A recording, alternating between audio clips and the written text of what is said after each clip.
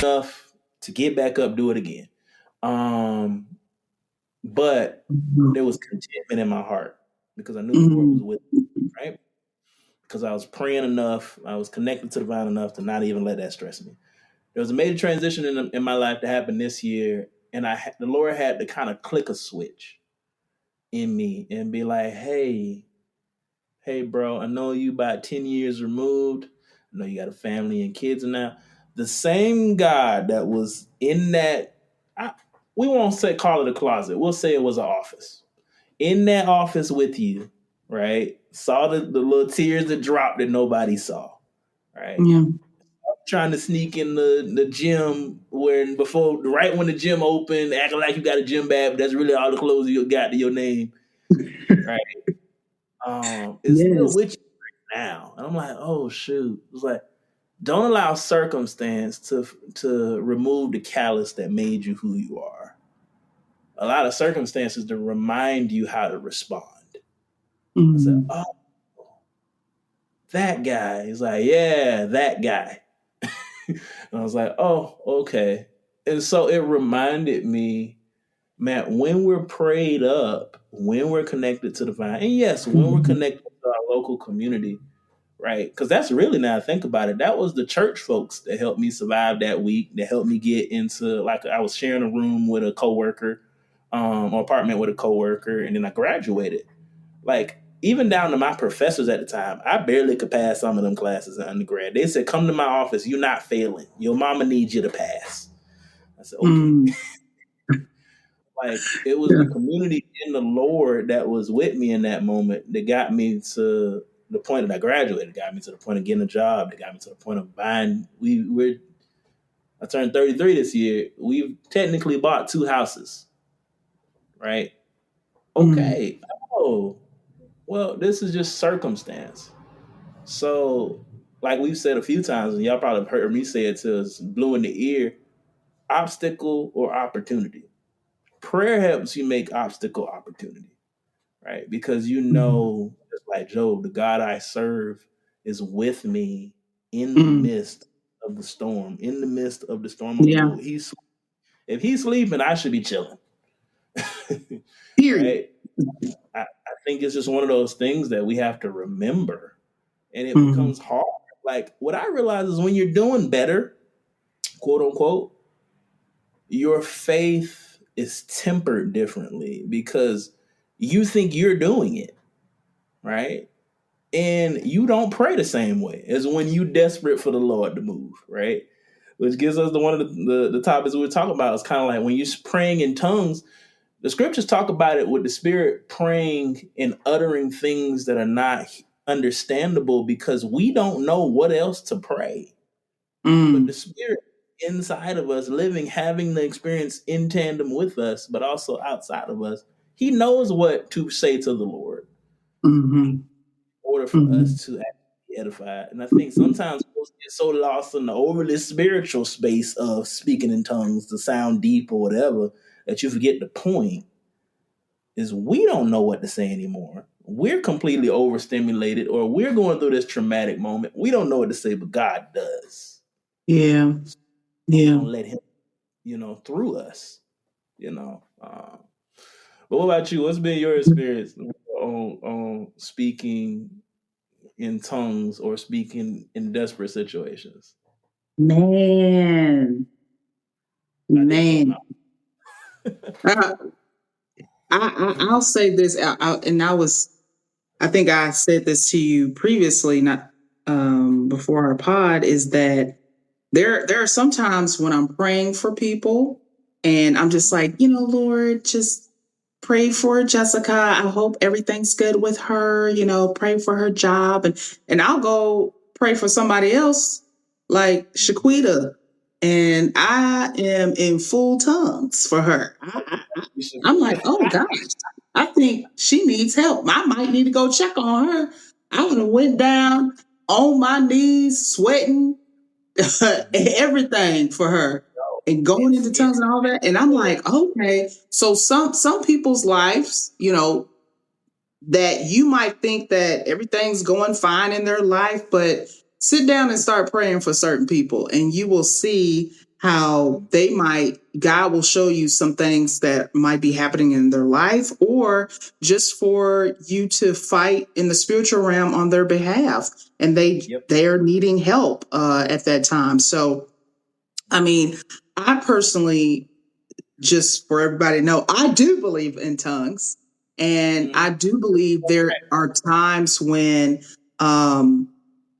it's almost, I mean, this is just me personally, like God knows what we're saying. And I always ask the Holy Spirit to intercede for me on my behalf. And I don't know if this has ever happened to you. When I'm speaking in tongues, it's like things are being translated to me in my mind, like what I'm saying. So it's in my head and what's being said, but when it comes out of my mouth, it's in this our spiritual tongue. So I don't know. I know this is a lot. I know this is a lot for a lot of people, but it's just what it is. And so I hope and pray that God does give me that gift of being able to translate it if I were to ever speak it out loud in public. I do get that part. It's a time intimate with you and the Lord. But when it's out and about, you better know how to translate. So but I mean, I'll be honest, like sometimes you just can't necessarily control it on my end. If I'm deep in prayer with the Lord and somebody hears me, I'm sorry. You'll be all right. You'll be all right. Promises of God. Yeah, right, exactly. So you better take this blessing first off. Certified now, not take the blessing. But no, I grew up in some of the similar circles as you, just not from the Brazilian standpoint. But like I've grown up in Church of God Christ style of churches, non-denominational style of churches, on both the black non-denominational and the white non-denominational, Pentecostal holiness, and they gonna speak in tongues. What? And the whole service, tongues, whole service, and they're gonna begin. And you're like, why is God's spirit on a 42-minute and 34-second rotation every Sunday? All right. I'm supposed to question it. Right? But why has the plate been passed around 10 times at this point? The Lord told you there's 10 more people in here that need to drop $100, and now we've transitioned to the dark side of it. In which you're wondering if it's still a Holy Spirit. You said what now? Yeah, when they passed it 10 times, now we done turned to the dark side of the spirit. We don't know if he holy. We know he a spirit. That's about all we know. Somebody need electricity bill to be paid. That's what that is. That's when we question. We love, but we question truth and grace. No, we just question it. What I mean by it is I think there is, from a scriptural standpoint and just from a traditional standpoint, where if we're going to speak in tongues publicly, I personally believe there needs to be a translator present. Yeah. Agreed. Especially if we're doing it from the pulpit. Yeah. If you are praying or beginning to pray in tongues in your personal prayer, or if you're praying at a service and it's coming out of you, I do think that's also a format when it should be allowed and okay and celebrated. I think where I struggle has been historically when a person is beginning to speak in tongues to show themselves either more approved, more holy, or more consecrated. Right. Those around them, because we don't serve a God that believes in partiality. We just got different roles. And the primary role of a teacher or preacher is to equip the body. And if those tongues can't be translated, then are you truly equipping the flock? when you do that? Yeah. Or are you Yeah. trying to show you're here and they're here?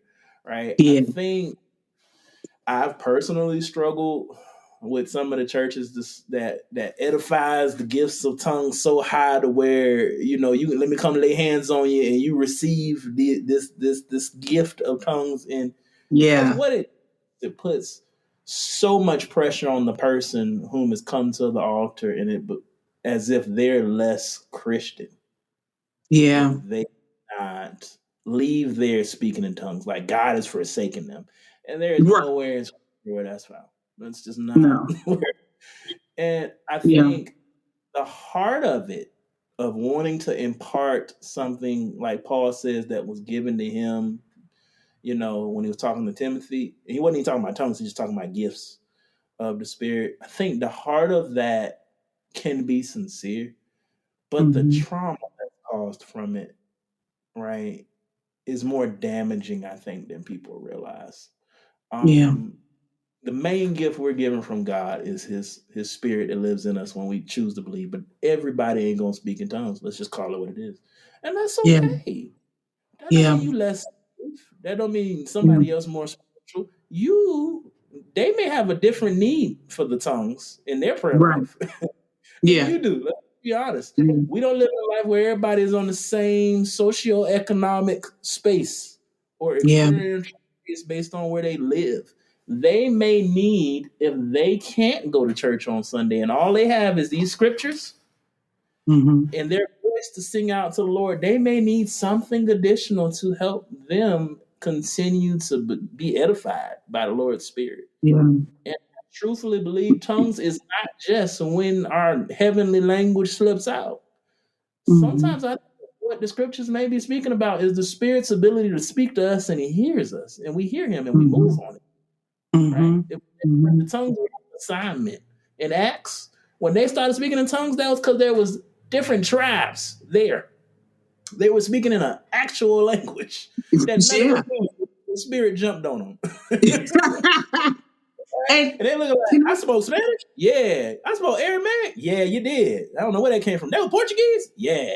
Yeah. and that's so interesting because I this might be going a little too far, okay? This Yeah. might be going a little too far, but I have heard myself speak in tongues, and then I have Say that one more time. actually Heard yourself. felt like I've heard that actual language elsewhere. Like does that make sense? So whatever I was Mm-hmm. speaking, there was certain it was baba, and that Mm-hmm. actually means father in another, I forget what African language it is, but I notice when I do go into tongues, I have said Baba, which means father. And I was like, oh, that's weird. Like when I found out the word, I was like, oh my gosh, I've said that. And just knowing that I've been saying father and getting that translation kind of scared me. I was like, oh my gosh, like, wait a minute, this is an actual language here. Okay. Like, this has been spoken on earth before. This Mm-hmm. might not just be heavenly. This might be an actual language somewhere in a different country that I don't even know that I'm speaking. I'm just saying, Mm-hmm. maybe that went too far, but I don't think it did, because that was the original context of the gifts of tongues. And it was also a context of when the Holy Spirit was signing off on something that people argued with, that being the Gentiles beginning to speak in a heavenly language when they mhm, received the same spirit the Jews did, right? mhm, That was a sign, hey, this salvation is not just for the Jews, mm, right? mhm, I think mhm. Peter had it, and I think Paul might have saw it too, right? Yeah, yeah, But it was to bring clarity and to be sure that the gospel was not restricted. And that's why I would mhm, say, yeah, I probably struggle a little bit with those who try to use their heavenly language or their prayer language to seem deeper. That's not the assignment of the yeah. tongues. It's not. It It's not. meant bring the gospel to places where you humanly are not able to bring it, right? Yeah. And I get why folks on my Southern Baptist side, well, we got too much technology. That's not a problem. So then there shouldn't be language. There shouldn't be heavenly language. I don't know if I go that far. But I Yeah. would say, yeah, we may not need it for that same assignment in most places. Yeah. But there are still countries that do not have the scriptures. So are we not Yeah. going to give it to them because we didn't want to learn Portuguese on Duolingo?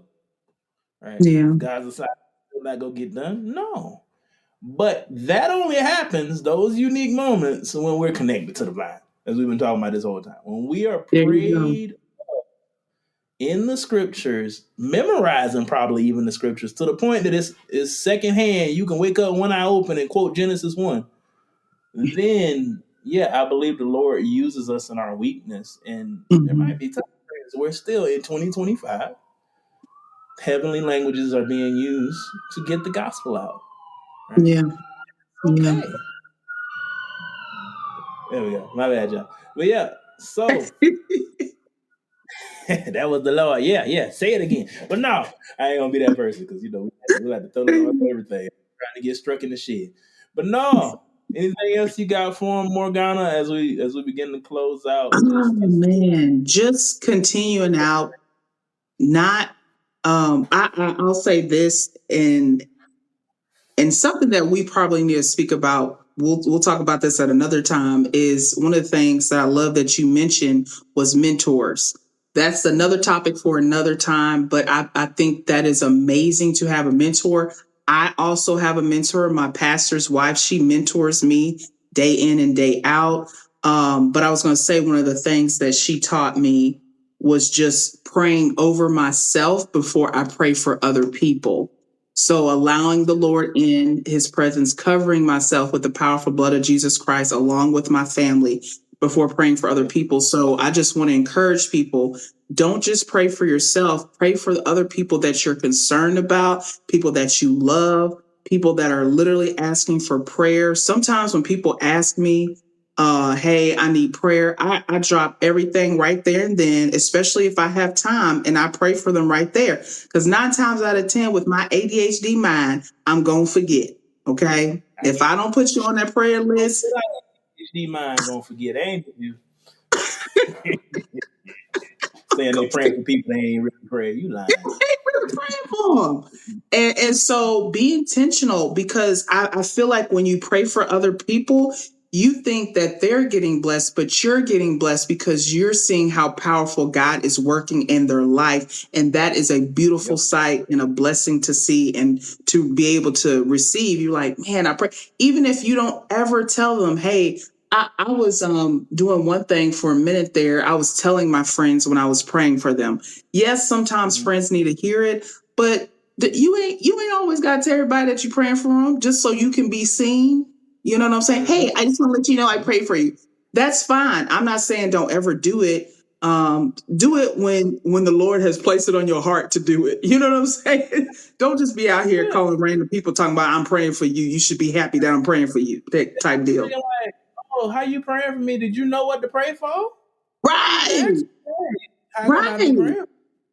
Oh, I'm scared of your prayers. I hope that's a good one, but what you praying for? Right.